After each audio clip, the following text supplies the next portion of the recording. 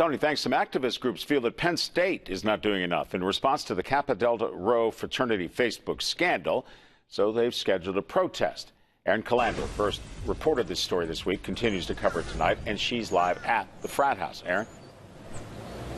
We're outside of the Kappa Delta Rho fraternity. This house is the center of this Facebook scandal, and we're learning today that some of these members had been in trouble with the law before. We uncovered all of these court documents. It says that they have provided alcohol to minors, specifically a young woman under the age of 21. They pled guilty to that one.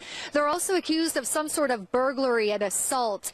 And of course, now they're being investigated by State College police for allegedly posting photos of nude, unconscious women to a private Facebook page and sharing that with about 150 other men.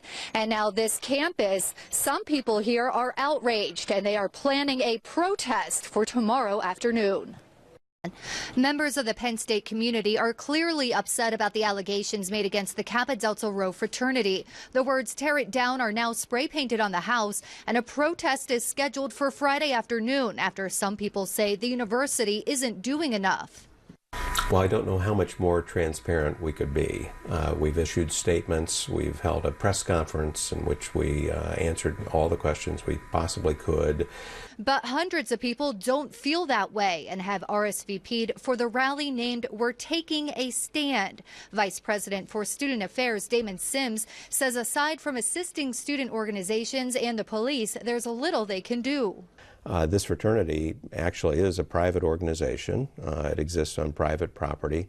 Unlike the University of Oklahoma, a number of people have compared what we've done or not done with what Oklahoma had done. Oklahoma owns two of its chapters, their houses, and one of them happened to be the SAE house. We don't own any of the properties our chapters inhabit, and so the men are free to continue to live there.